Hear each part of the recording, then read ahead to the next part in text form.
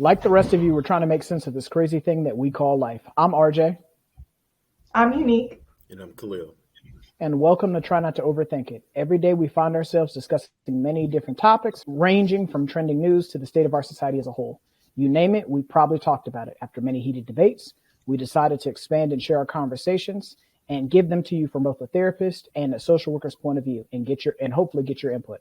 If this is your first time here, we'd like to thank you for checking us out, and we hope that you'll stay and become part of the tribe and participate in the conversations. So today, topic is something that is fairly serious to me. We see an uptick in all these different people all over social media, YouTube, Instagram, TV, where they're talking about male empowerment, this alpha male foolishness, and the manosphere, where we want men to step into being in charge and leading, but then we're not giving the full lesson. So I felt that it was very imperative that we talk about that and give the full lesson. Because when you hear a lot of these guys talk and you guys hear a lot of these guys speak about what men should be doing and how women should be this way and women should be that way, and what men shouldn't be putting up with, we don't talk about, one of the main things that a lot of these guys leave off is accountability. We leave off the accountability piece. And, part of being an adult is being able to accept when you've done things that have caused certain things. And so we want to talk about, and I've heard a lot of guys talk about how we've started to create a generation of women that are turning into men, where they're starting to act like men, talk like men, try to be the man in a relationship, but we're not taking accountability for how that occurred. For me as a man, there are things that are expected of me as a man. When I'm in a relationship with someone or I'm with someone, the expectations I'm going to provide protection and provision. And when I fail to provide those things, it forces my mate to have to go and seek and provide those things. The same way where I've spoken about people cheating. When there's something lacking, people go out looking for it, right? So when your mate, as your man who is supposed to be leading the relationship or leading the family, leading the household, is not doing the things that he's supposed to do, you're forcing the woman to step into the role of being the woman and the man. Right. What do you guys think about that? I don't know that, because I hear people say, oh, you're forcing me to be the woman and the man. I don't know that I necessarily agree with the title woman and the man. You're just forcing me to be in a position where, and we talked about this with, I think our last episode, where it's interdependence and codependence and independence. You're forcing me into a lifestyle of independence. And so you're creating a space where I don't need you. I don't need you for spiritual wisdom. I don't need you for financial stability. I don't need you to help me parent. I don't need you to help me care for the home, because you're showing me that you're unreliable. And the minute you do that, you've broken down the line of trust. And so now I cannot just slide back into this space where I'm like, oh, I trust you arbitrarily because you said so and because you're a man. Right. I think I spoke before. I grew up in a single parent household. My mother was forced to do so many different things, wear so many different hats. My grandmother had to step in and help. And it was great to have, my grandmother there, because she had a very, energetic personality and would teach me so many different things. But there was nobody in the household that could teach me to be a man. But when it was thrown on my father, he was so inconsistent, so unreliable, never had accountability. He would say he was going to do things, didn't do it. He was one of those people who would tell me, I'm going to come get you, spend time with you, and not show up. And as a child, that just breaks your heart, right? Yeah. But the thing about it, in the long run, came to the point where my mom eventually had to move on. She got a divorce. I was about 5 when she got the divorce. And then later on, my dad continued with the same behavior. And yes, he had issues with substance use, drugs, and all those other things. But I'm not making excuses for him. What it brought me to, when I saw so many other broken families and the divorce rate is so high, we have all these single parent households with females running the house. Once your mate shows you that they're unreliable or they cannot be trusted, you have to take on the role in order to take care of your children, right? So RJ talked about it. earlier, once human beings create offspring, naturally we have to take care of these kids. Women don't want to be independent, but we force them to do that when we show that we're not financially responsible, that we're not mentally sound, and we don't have any spirituality where we could lead a household spiritually. We're not praying for our mates. We're not going in there asking them to go to church. If you go to church, especially in the African American community, I don't have to say this, but because I didn't go get the statistics, but walk in most churches and you see mostly women. All right. Yeah. Older men, you'll see some older men, some deacons, but mostly women in the congregation. They make up the congregation, right? So when we talk about leading the household spiritually, how can you do that if you're not even attending worship? You don't bring, like RJ always says, I want somebody who's going to pray with me. You're not praying with your partner. You're not making sound financial decisions, right? So we know naturally the woman has to take these roles, and we're forcing them to take this role. I don't think all women want to do that. I know a lot of women who want to have that partner that they can actually be co-parenting with in the household, not outside of the household. I'm talking about in the household. They want somebody who's present. They want somebody who shows up. My mom never said she didn't want my dad to do these things. She didn't talk down to my dad at all until maybe the latter end of the relationship, when she found out, like, you're not helping me. You're hurting me. You're taking my money. You're messing up the rent. All right. You're not being there for my kids. There was one incident I remember she told me, and I've heard, being a social worker, I've heard other stories way worse, where my sister, she's older than me by 4 years. She was home and he was selling weed out of the house. So my mom got home. My mom was like, asking my daughter, her daughter something, which is my sister. She was like, well, Dad, he had to leave, but he went up here to the shelf to get this. So my mom went to the shelf. There's a whole big bag of weed. And she's like, what? And he went out with some dude and left me here. You left an 8-year-old child unattended to? Are you crazy? You know what I mean? She's like 7 or 8. All right. That shows me right there, when I've heard other stories like this, way worse, obviously, as a social worker, but that shows me that you're incapable of leading a household. And people can't trust you. So then when the woman starts to talk down to you, then you're like, oh, she's disrespectful. She don't want me to lead the house. Now, if she put you in charge, we're not paying rent. You're running around spending money on drugs and alcohol. All right. You're not present. You're not helping take care of the kids. And she's at work the whole time and her paycheck goes to you. How does that look like a stable household? It's a liability. Yeah, you're a liability at that point. Like I was watching something on YouTube. It was like a short, and the lady was talking about like being in a relationship, and about how the reason that women ask, what do you do for a living, and why they're keeping track of the finances is because they want to know that financially offspring are expensive. Mm-hmm. If you can't financially take care of yourself, how are you going to be able to provide for our children if we have them? And so, like what she said, if I wanted to be with somebody that I was going to have to take care of, I was going to have to raise, I might as well have a child at that point. Yeah. And I thought that was so profound, because I'm like, she's absolutely right. Like for a lot of us, we want to, and I have this conversation with my coworkers all the time, where people talk about, titles and positions at work. Oh, I want to be this, or I want to do that, not understanding there's responsibility that comes with that. Right. That antiquated saying of that heavy is the head that wears a crown. Yeah, there's stress and there's struggles that come along with leading and being in charge of, and being responsible for everything, being in charge of everything. So as a man, I have to show my mate, whoever that may be, that I got this. Right.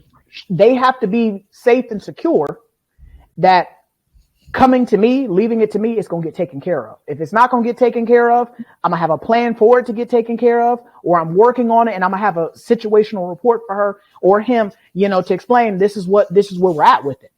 That's what comes along with being a man.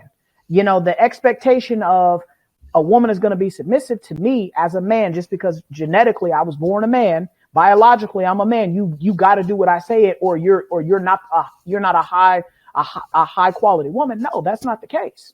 Because again, we keep advocating on behalf of these bum dudes, that are not stepping into their manifest destiny and living the way that they were supposed to live.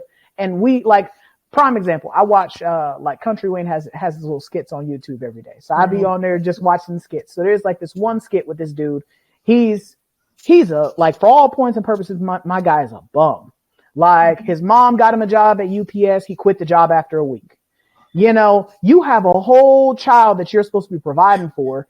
And the time and energy you spent trying to hustle, you could have been working a real job and being a provider, being a man, where you're having to rely on the generosity and the magnanimity and the politeness of other people to survive.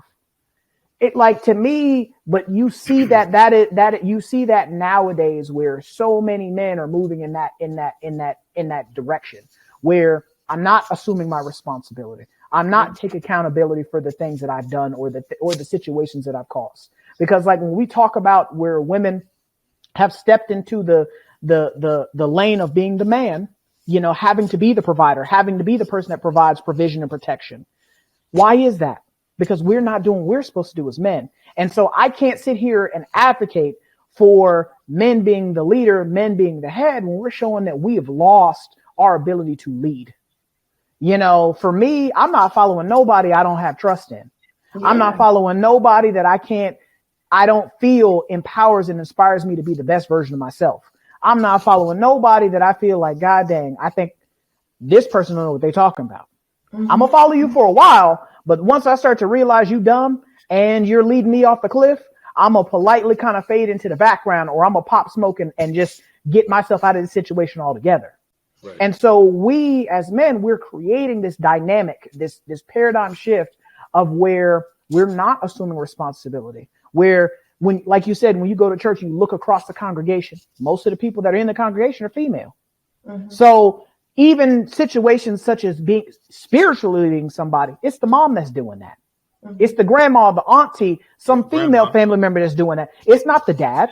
But then we want to sit here, and when I hear men, especially that look like us, talk about don't date single moms. So my guy, when every time I hear that, I want to throw my phone every time I see that on my phone, because that is the dumbest thing ever. Because you are telling people to not date your mother. Mm-hmm. You're telling people to not date your sister, your auntie, your grandmother. Because for a lot of us, we come from those households where our mom led us because our dad wasn't there. Right. That wasn't the case for me. Me personally, my dad was always there. Even once he and my mom got divorced, my dad was still an active and willing participant in my life. But for a lot of, females out here, we as African-American men made them single moms, but then we want to sit here and you better not date no single mom. She done hit the wall, Your discretion. Like, you left her. How you want to cast her out of society because you left her? And that's what I'm saying. And so, instead of giving the whole lesson, because I do believe that as a single man, if you have no children, don't step to a single mom if you are not at a certain level in life. If you're not at a mature level, you're not at a certain financial level, because again, kids are expensive. So if you don't have any kids and you're thinking about becoming a blended family, there's going to be some decisions that you have to make. But that comes with you making that decision with yourself, instead of just immediately casting her off as though she's less than because she has children. Well, Rajima, I think you hit an interesting point when you said maturity, because what we're not talking about adult. A person who does not take care of their responsibility, I don't care who you are not an adult. My parents told you become an adult when you start paying your own bills. And no matter how old you are, but if I still got to take care of your bills, provide food, clothes, shelter, rationale for you, then what are you? You're a child. You're a child. You are a dependent. Right? By the legal IRS definition, you are dependent. Even adults who have special needs, they are able to be claimed by someone because they cannot provide for themselves, right? But they are chronologically adults. Mm-hmm. But I mean, in the bigger scope of things, they're not functioning as that. And I think a lot of men nowadays, they have this Peter Pan spirit. I'm going to be a boy forever and I'm never going to grow up. But they want to do grown up things like have sex, have kids, have houses, go on into jobs. But I don't want to have to show up on time. I don't want that accountability. I don't want to be questioned. I don't want to be held to a certain standard. Like, I just want to live my life however I decided that morning.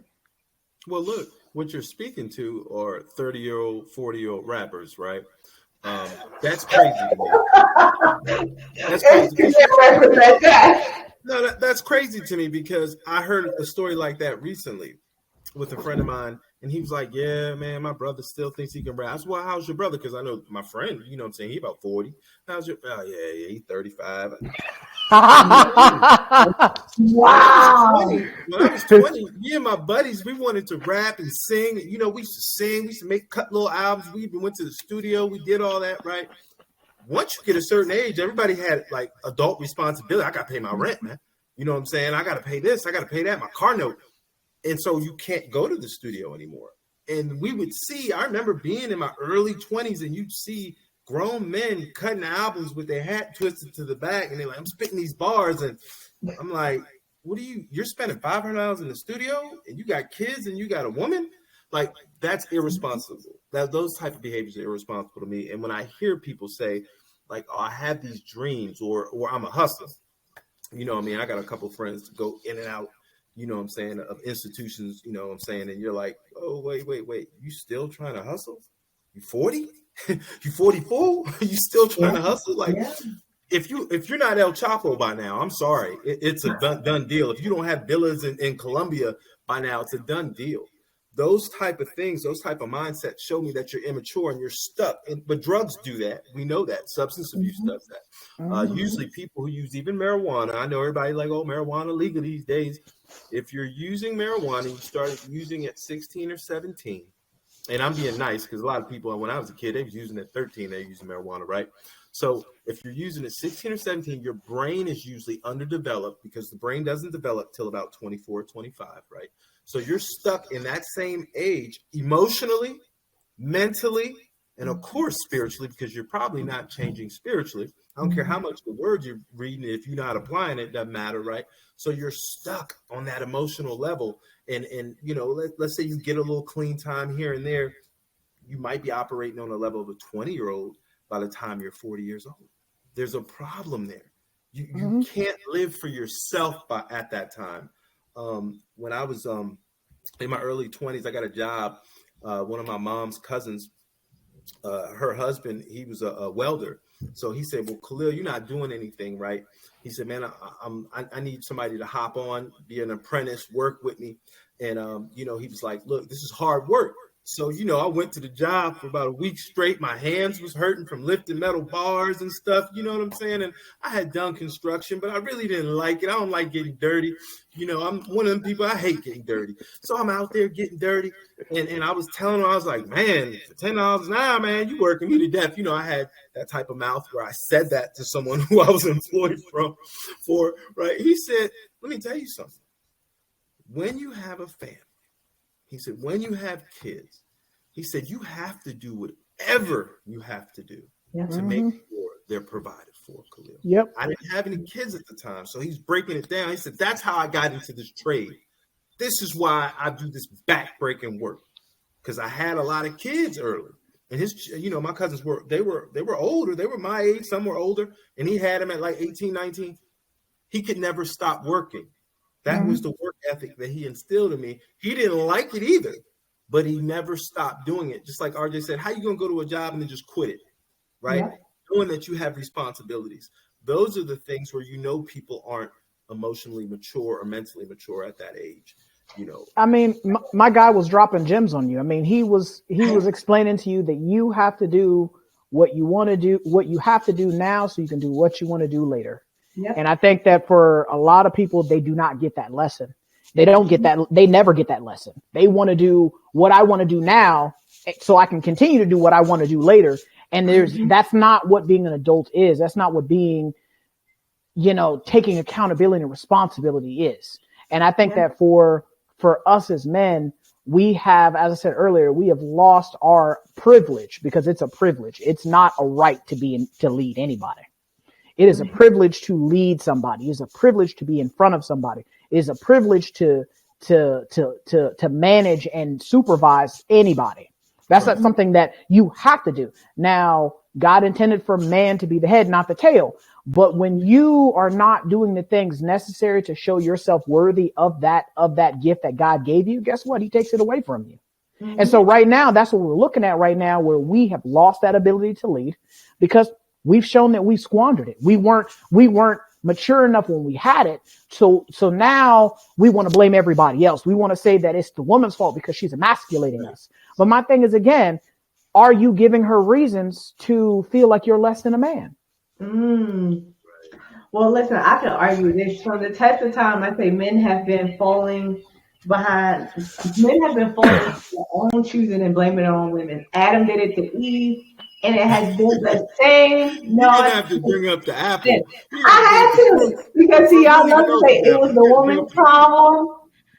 I'm gonna tell you this. This woman you gave me. Huh?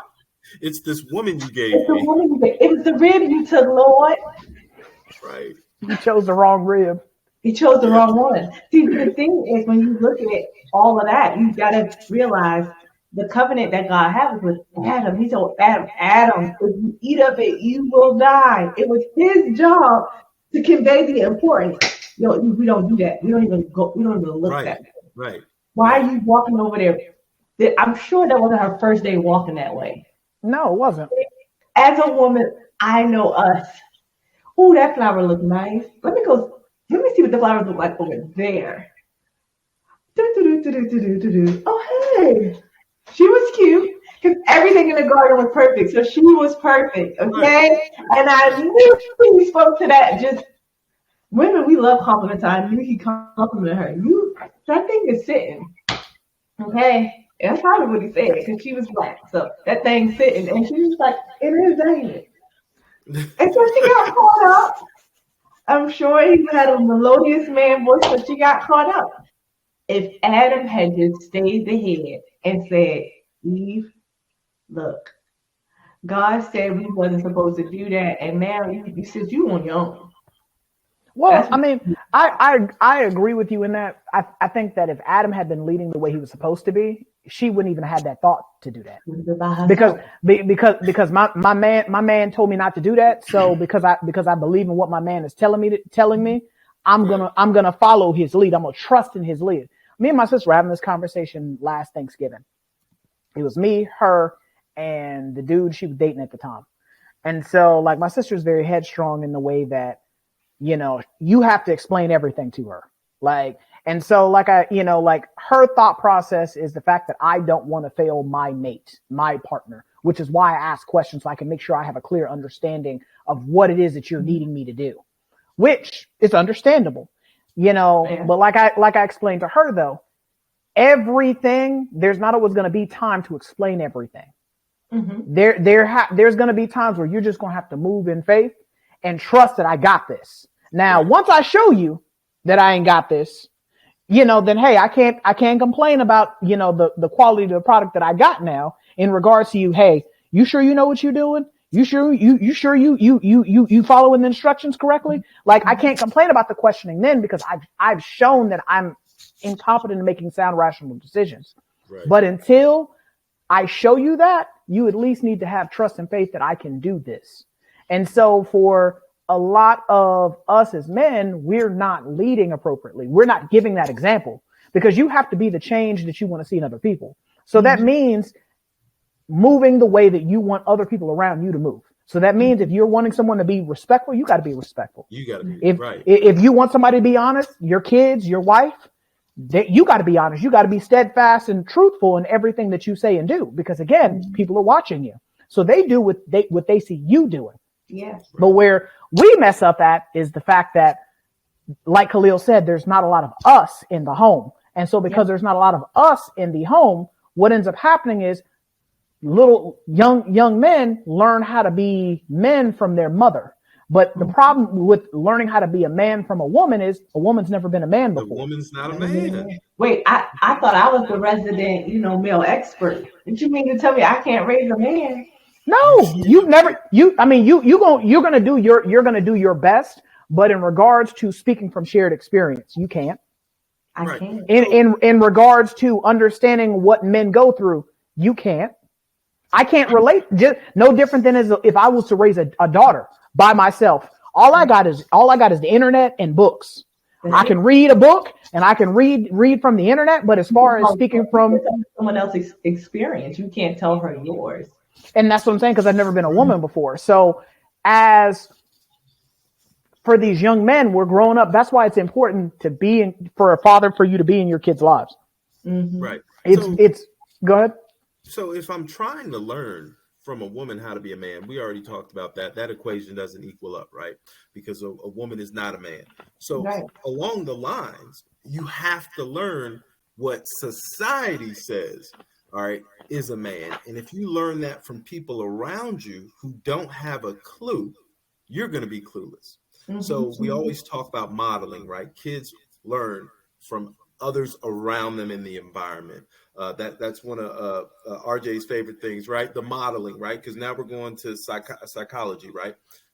If I have everybody in my neighborhood, all right, who is a father, because not everybody's a father. We already discussed that term, right? Because a father is someone who actually leads the household, takes care of the household. In order to be a good leader, you have to be a good follower as well, right? So we know there's a lot of things that we don't see in the household. So if I'm going through my neighborhood and I look at Bob down the street, and Bob's in and out of prison, in and out of jails and institutions, Bob comes home, you know what I mean? And he tries to assume the throne of his residence, and he's always getting kicked out because Bob doesn't want to work. Bob likes to hustle. Bob likes to stay out late night with different women. All right, and I see that, and that's what's modeled to me.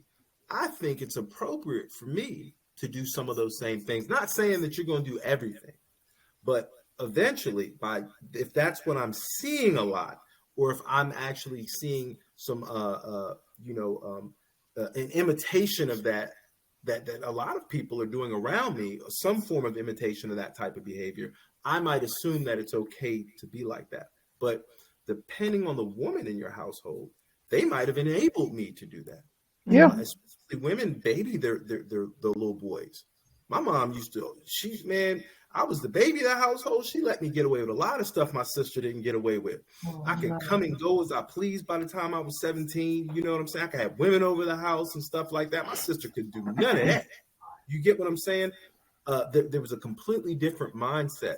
So without having the appropriate male figures in the household, I was the man. I was making decisions.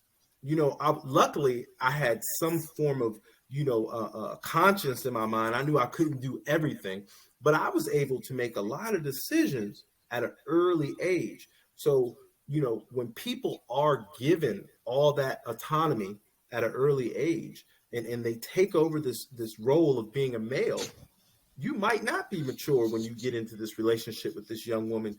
Because you've been raised as, hey, you are the man of the house, even though you're not I wasn't paying bills. Like, you know what I mean?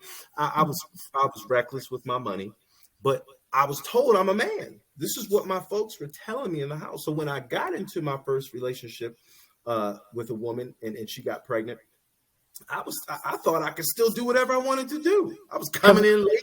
Because it's what you've always been doing. Yeah, I was doing what I had already been doing because I was told I'm a man. And when she didn't do what I told her to do, I was arguing. I was like, man, what you talking about? I told you to do such and such. Well, you weren't even home last night. How you going to tell me what to do? You weren't even home. So what I'm saying is that cycle is continued. I thought that woman was going to concede to me like my mother used to. I thought she would do what my mom be like, all right, Khalil, go ahead, man, do whatever you do. I mean, she argued once in a while, but ever since 17, I was allowed to do whatever I wanted to do, and I thought I was a man. That's not true. Now that I had some knowledge, right? That's not how men operate. Like RJ said, there has to be accountability. I'm supposed to be present. in the house. At 9 or 10 o'clock, I'm supposed to be in the house. I'm supposed to be blessing my kids and putting them to sleep. I'm supposed to be blessing my wife. We're supposed to be trying to get, I'm trying to be romancing her, taking her places, doing stuff like that. I wasn't doing any of those. Yeah, I mean, one of the best. It's the parent's responsibility, whether you are a single parent or in a dual parent household, is to be intentional about your child's upbringing. If I don't have the resources, that doesn't mean my kid doesn't have it. Right. If thank God I'm not a single mom, but if I was a single mom, my kid is going to be surrounded by everybody they need so that they can be successful. I'm in a dual parent home. And even now, I'm intentional about putting my daughter around people that model the behaviors that I want her to see. So I put her around strong, affluent women, Black women who are affluent. I allow her to see strong, affluent Black men because I want her to know this is your normal. This is when you grow up, you don't have to say, well, I never saw that. I never saw 2-parent households. I never saw men and women in church. I didn't see people married for 20 years. She won't have to see that. My parents were married for this amount of time. All my friends had 2-parent homes. My friends had families who own, like their parents own businesses. And so I say that to say in our community, there are, just to listen to us and say, oh, well, I didn't know bad about TV, but Fresh Prince was an example. Family Matters was an example of a 2-parent household where the father was present. Uncle Phil, he was present. The Cosby Show? No. We're just talking about, because we're talking about characters. Right. We're not talking about that man William. Okay, we are talking about the character Bill. And I agree with that. As a character, he portrayed what an idealistic Black man was to his family. And in those episodes, from the dad to the granddad, those men on that show, they were present. Right. And that makes the difference. I mean, you've heard rappers talk about, I think J. Cole talked about how he idealized Uncle Phil, and that's the type of man that he wanted to be to his family. And so there are models out there. There are examples. So just taking the cop out of, well, old Joe down the street, he hustled, so now I gotta hustle. No, old Joe hustled, but I'm gonna have a job so that when the cops come and get me, my family's still good because I pay my taxes. Right. I pay my tithes. Right. I give back to the community around me, so nobody's coming to pick me up from the corner. Because I saw that happen to Joe every other year, but that's not gonna be my story. I'm gonna do it different. Right. Yeah, I definitely agree with a lot of what you guys are saying. I think that for a lot of us, we tend to want to, like I was saying initially, we want to point the finger at everyone except for us instead of taking ownership, because you are a product of your environment up to a point. But but once you get to the point where you can start implying free will, you stop being a product at that point. You become a victim of your own decisions. Because I remember I was watching an episode of Math Hoffa's podcast, and he was talking about how him and one of the guys was arguing about, certain things that have gone on in our community. And Math, pointed out to him, he's just like, hey, there are no victims when free will's involved. You make choices at that point. And so yes, not having your father in your life, not having this, not having that, that's very tragic. And I understand where that has an effect on you. Exactly. But again, you do not have to allow that to define who you are as a person. Right. And as a leader, because again, leading is a privilege. It's not a right.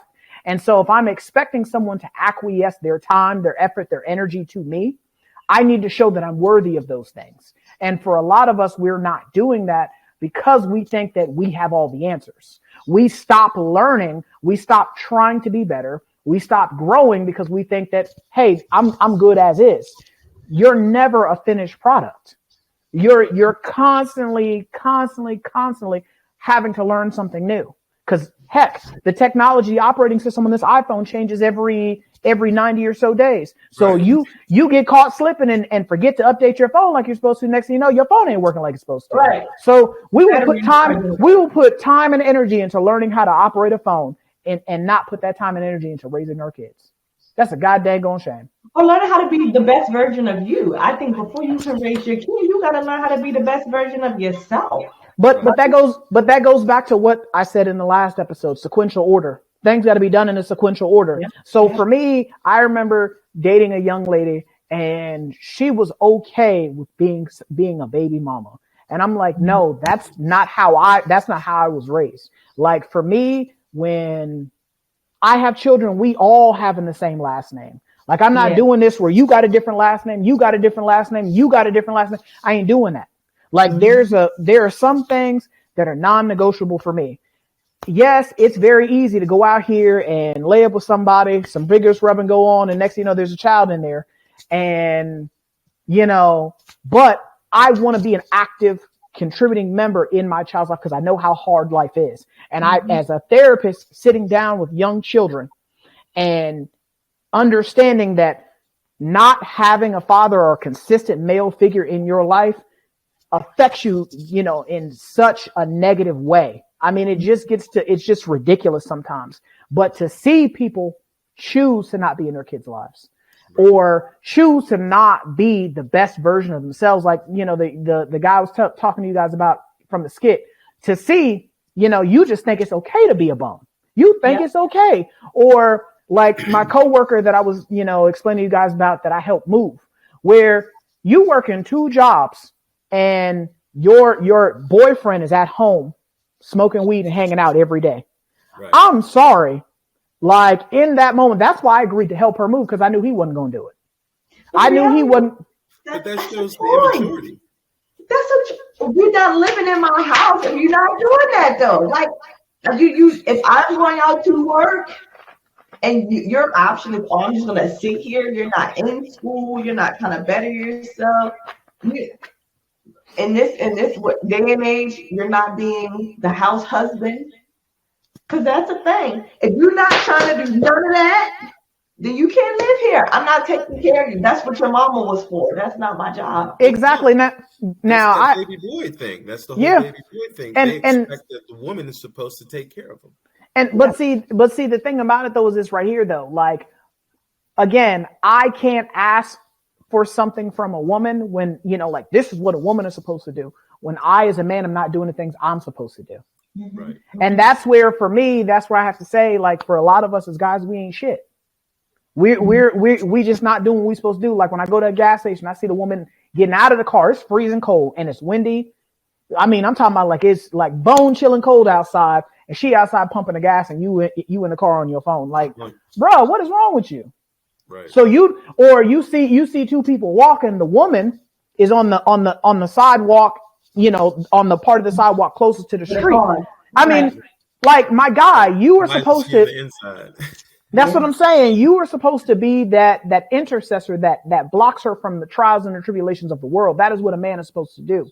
And for a lot of us, as I've had this conversation with a lot of my female coworkers, because they go into this whole phase of, men, men ain't no good, blah, blah, blah. But my thing is, I do agree in some facets of their conversation, but then I also point out to them, you have to take a bigger look at why you keep attracting the same type of guy.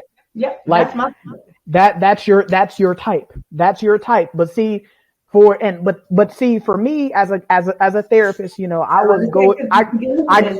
go into everything from a therapeutic standpoint.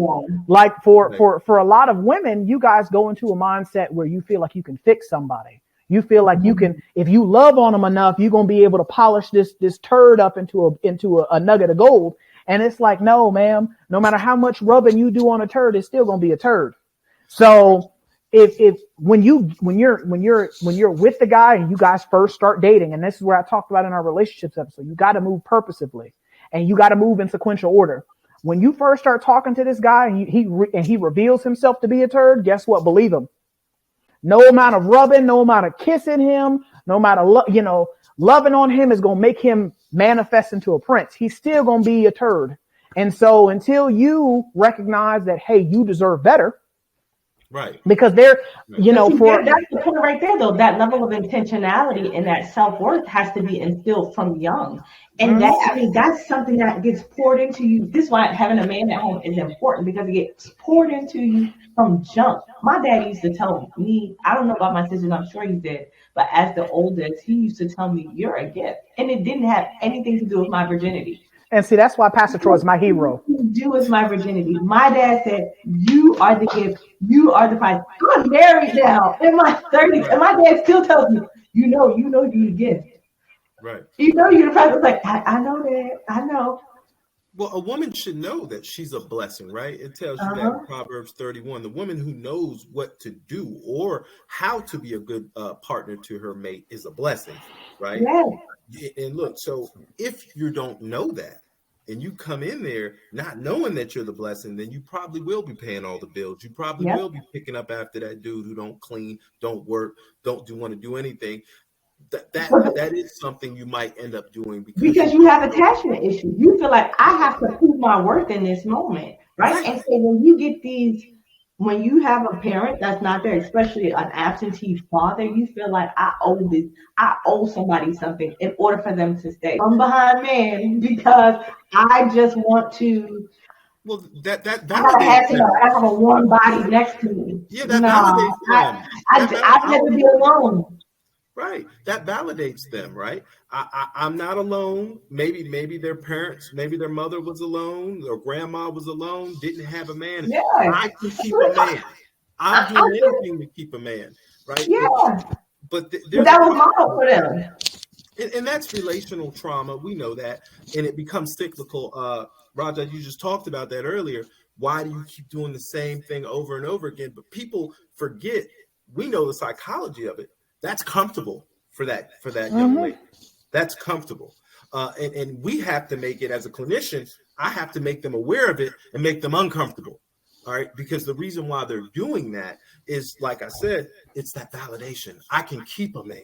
I'm not like mama. I'm not like grandma. I've actually done this, but is it worth it? That man that you're keeping around?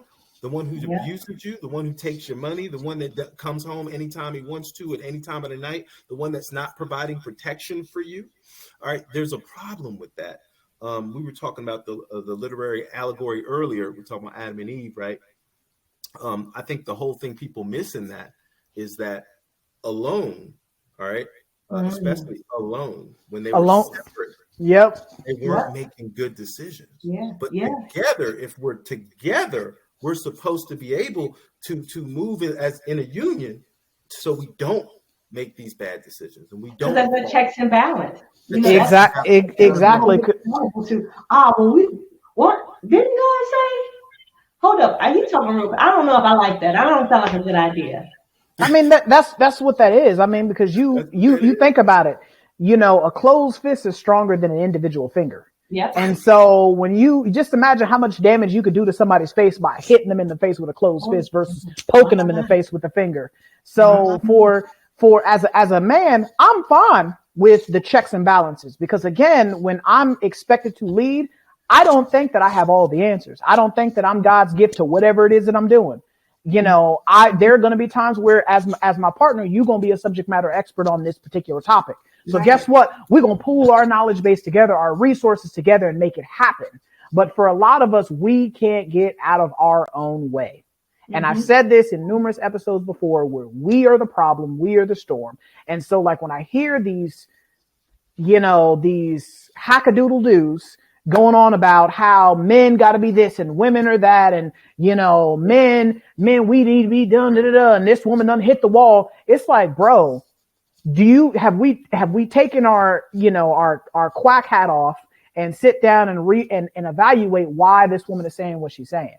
No. Why she feels the way that she feels, or why, or even not even just that, but then for these dudes who are out here being bums and not doing what we're supposed to do, why are we not getting in their tail and saying, hey, you're misrepresenting me. Why is it because I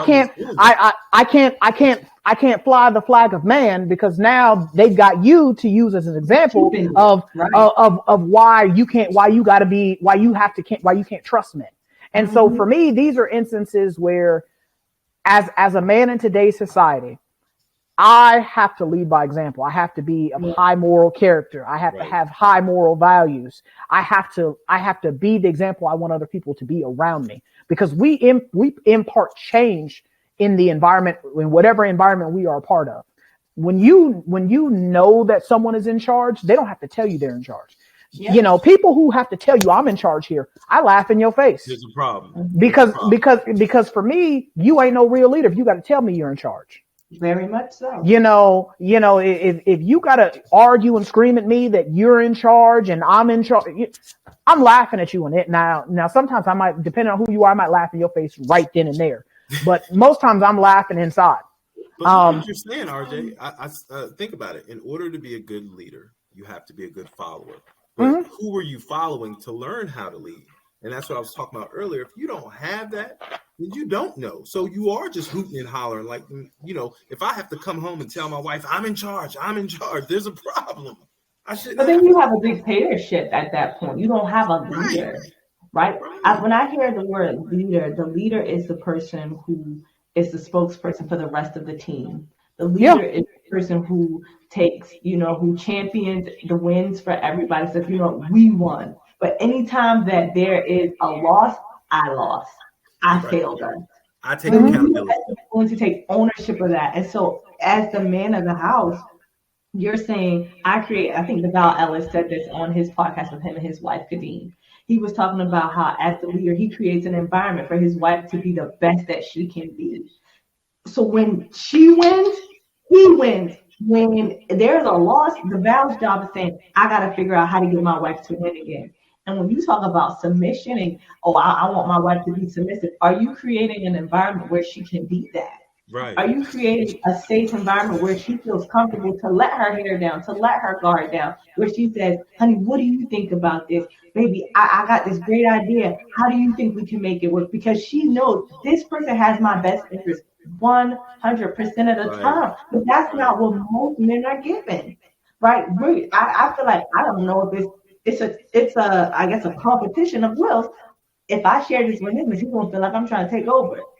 Right. But see, I like what you said there. I think that, like for them and watching them on YouTube, I mean, they are what I as a man aspire to in regards to being in a relationship where there's no ego. There is no, I got to be in the front. There is no Destiny's Child type thing where I got to be Beyonce singing the lead all the time. Right, I'm okay with today being Kelly or Michelle. Then tomorrow you be Kelly and Michelle. There's a give and a take. Now, as a man, I'm not saying that there's going to be times where you're always winning. There's going to be times where your woman is going to have to step up and take the lead and and you got to be okay with being in the background. Yeah. And my man does that seamlessly. There are times where he puts his wife ahead of him and he handles stuff in the background. Then there's times where her photo shoots. Yeah. then there are times where supportive. Yeah, that's what being a good man looks like. He's always like doing whatever you need to do to make the team survive. Exactly. Make the team better. Right. But for most of us, what we want to do is I want to be in charge. You got to do what I say. You got to do it the way I say it. And my thing is, again, I will follow you when I respect you. But when you're doing things that I don't respect, I'm not following you. And so my thing is like for a lot of us as guys, there are things that you have to be willing to put in if you're expecting certain things in return. And for a lot of us, we don't move in a respectful way. We don't act in a respectful way. We don't carry ourselves in a respectful way. So then when we're expecting women to, as Unique said, be in an environment to be submissive, how can I expect my mate to be submissive when I'm not doing things that show her that I can take care of us? Well, look, you're not submitted to the leadership role. Right. And it also depends on people's interpretation of submissive. Like Unique, when you said that earlier, in my mind, I thought of someone who can follow. All right. But I'm not sure if everybody's seeing it that way. They might be picturing some woman walking around in a kimono serving you. You know what I'm saying? Looking like a geisha girl or something like that. I'm not sure if men understand that. To be submissive doesn't mean that she's running around catering to my every whim and every need. But saying, hey, I'm willing to listen to what you have to say in turn, if I give you advice back, you should be willing to listen to what I have to say. Exactly. And if you sound like you have the better plan, then I'm going with yours. If not, we need to come together and think of a way to take care of this problem. And we come together on the solution. Just like you said, teamwork. That I don't get submissive. Like I have to come home and she need to be cooking and cleaning.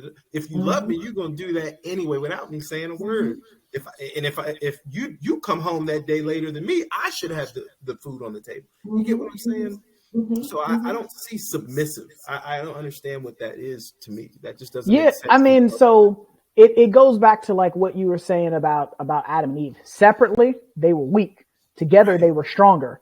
And so even if my idea is a bad idea, your idea is a bad idea, but there might be bits and pieces from both of our ideas that we can put together, and then it solves the problem. Yeah. But again, you know, you guys have to be in that mindset to where there's an environment fostering of sharing of ideas. Yeah. Because, you know, one of my homeboys, you know, he's always saying part of leadership is fellowship.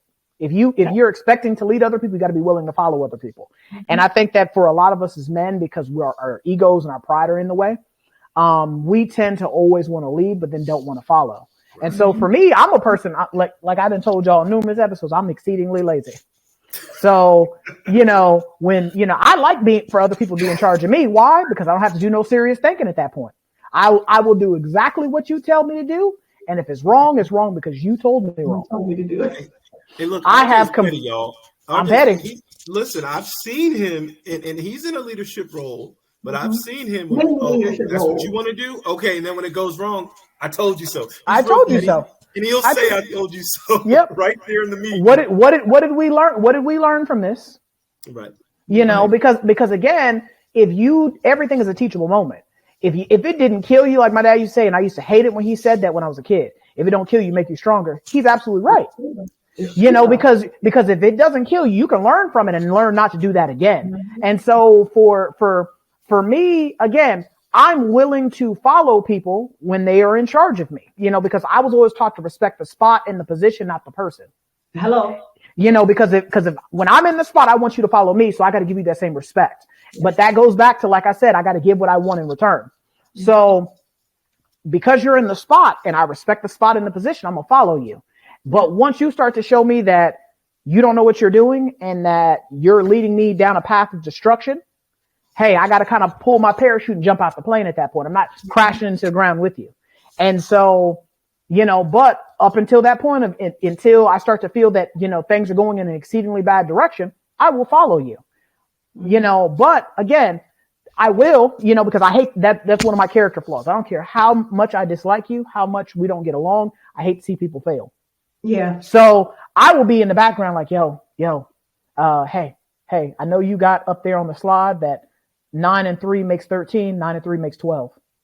Make sure you brief that. Make sure you brief that that's typo, you know, because I hate to see people fail. I hate to see people look some kind of way, you know. So when we're in these type of dynamics, these types of relationships, being willing to receive, you know, the help, the guidance, because again, for a lot of us, because for me, a lot of, you know, the things that I say comes from, you know, hard earned experience. Cause I was very hard headed and I was very prideful.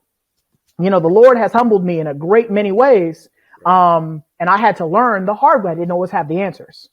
And so now I can look back on it because it didn't kill me. I learned from it, from all those instances. And so now, you know, I can look back on those things and laugh at them like, God dang, I was stupid right there. Whew, I barely made it. Lord was looking out for me. He, you know, because the Lord definitely does look out for fools and babies. And so I was a fool in those instances, because I let my pride get in the way. And so for me now, I look at things from a different standpoint. My mind is different. My thought process is different. You know, as I transitioned into being a man, I put my childish things aside. Mm-hmm. I stopped moving like a child. I stopped moving like a boy and started moving like a man. And so now when I hear all these guys, these hackadoodle-doos, you know, going on about how men should be moving and men should be acting, and then we watch these guys be bums, we watch these guys do exceedingly stupid things and fail, we don't say anything. We just continue to just blame the woman. It's the woman's fault because she's for the streets. Well, if you out here having 8 kids with 8 different women, You for the streets too. Yeah. Well, y'all deal in the same places. That's why y'all keep finding each other. Right. Exactly. You said something very important, just like about just failure. And I had a 2-parent home, and I think one of the important parts to really look at when you build that firm foundation of trust and support for your mate, you don't have to worry, okay, something bad is going to happen and my mate is going to leave me. I know this to be 100% true. My dad decided, well, he didn't decide, he said he got a call from the Lord and moved us to Huntsville, Alabama with $2,000 in his pocket. He was a teacher and he told my mom, the Lord has called me to ministry, and he was going to Oakwood. And so with $2,000 in his pocket, they packed us up. We moved there and we were homeless. Now, any other woman probably have been like, boy, I'm going back to Baltimore. Forget this. I'm done. But because my dad had built a solid foundation of being a quality man, my mother trusted wholeheartedly that he was sold out to God. And if this is what God told you to do, I'm there 100%. So with her rice cooker and whatever else she could figure out, like her two mother loves cooking appliances. So she was just like, if you can provide me electricity, we're going to eat.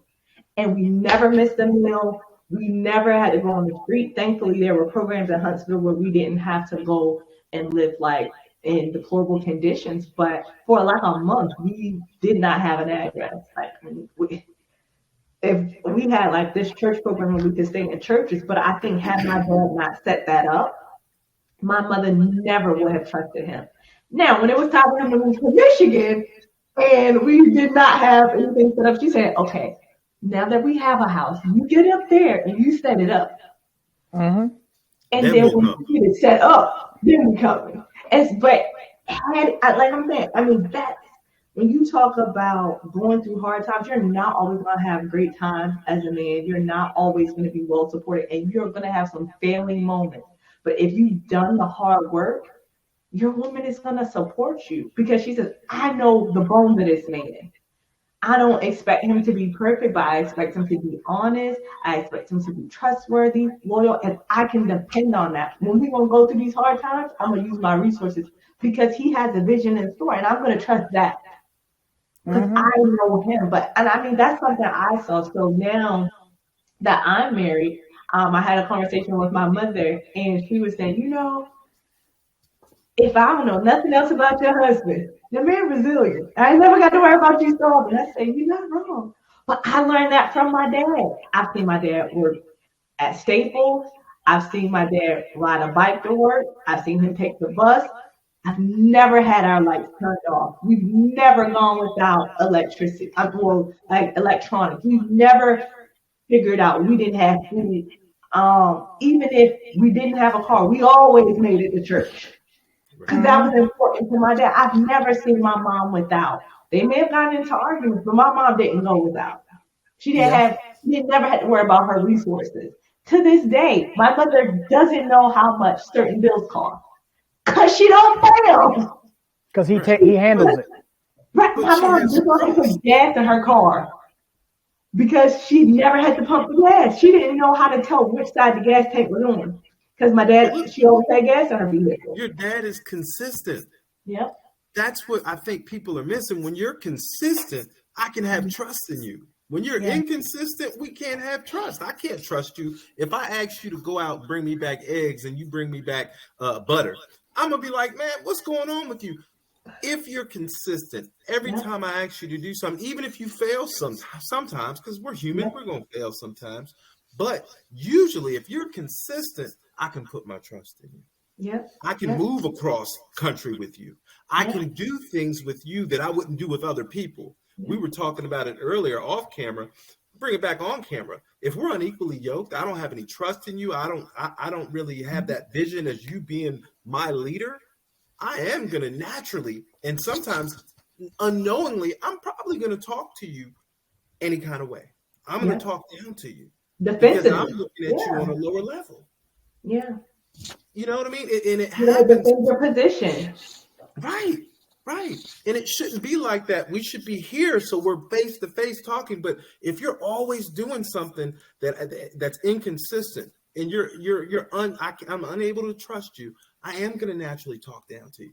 And it's something that, it really affects relationships, and it affects couples when that person can't be counted on. It does. Trusted, the relationship is done. It does. I think one of the best examples of that is, you guys remember that show, Everybody Hates Chris? Yeah. His mom used to quit jobs so quick. And you know what she would say? I don't need this because my husband could work 2 jobs. That's my mom. She used to say that I think it was like every episode she'd have had a new job because she done quit the other one. I don't need this because my husband worked 2 jobs. Yeah. She had faith in the fact that her husband was always going to provide. So she felt comfortable enough quitting the job. Yeah. And so for me, regardless if they were struggling or not, regardless if my man came home and ate the big piece of chicken and then went to sleep and then woke up to go to his second job, he provided for his family. There was never a question on were they going to have something? Did they have what they need? She felt comfortable and secure enough in what her man was bringing to the table to where she could tell her employer, I don't need this. My husband worked 2 jobs. And for a lot of us as men, we do not instill that level of trust and confidence in our mates for them to feel like they can quit their job tomorrow and you got me. That you gonna provide for me. You're gonna protect me. You're gonna be that covering. You're gonna block the rain off me. You're gonna keep the sun off me. You're gonna keep the wind off me. Like for a lot of us as men, we do not do that. And so for us, if we want our women to be submissive, we want our women to treat us like men and allow us to lead, we have to show, we have to instill that confidence that we can lead and I'm not going to fail you. Now, again, I don't expect all of us to operate at 100% efficiency all the time because as a man, I fail all the time, but I constantly look at where I failed and look to turn that into a W every single time, where I can learn from that so I don't repeat that again. So that, again, when that problem comes up again, I've been here before. I've been here before. I know what to do now. So now because I've been here before, I know what to do now. I don't repeat that mistake because after the first time it stops being a mistake. It's now a choice at this point. It becomes a choice and becomes a lifestyle. Yeah. So in taking ownership for the decisions that I made that ended me up in certain outcomes, I have to recognize that for a lot of us, we're not moving in the destiny that God has laid out for us. And because we're not moving in the destiny that God was laid out for us, that's why everything that we touch turns to ash. Everything we touch turns to doo-doo because we're not moving in the purpose that God has outlined for us. And because we're not doing that, we as men, we wonder why our families are falling apart. Every relationship you get into falls apart. You can't keep a job. You can't do this. You can't do that because you're not moving in the direction God has outlined for you. And so for me, understanding and just watching people just explode, because that's what we are seeing nowadays, where a lot of people are just self-destructing. And to hear all of these hackadoodle-doos go on about how, it's everyone else's fault except for the man. At some point in time, we have to stop with the foolishness. We got to stop co-signing people and make them take ownership and say, you know what? It's not everybody else. It can't be everybody else. Sometimes it's you. Yeah. Right. I mean, having God in there is definitely, it makes the difference. When you talk about a person having a relationship with a being that's higher than themselves, that there's, again, that layer of accountability. I have to be the best version of me because someone's counting on me to be that, right? Someone is expecting, I have a higher moral compass. Well, I can't do this because I'm Hindu, I'm, Buddhist, I'm Christian, I'm Muslim, I'm just spiritual. Whatever your being is, you answer to that. And so when you talk about, kind of like you said, RJ, that order, right? If I'm going to do this, if I do this, then I'm going to get that. And if I do that, then this is going to come.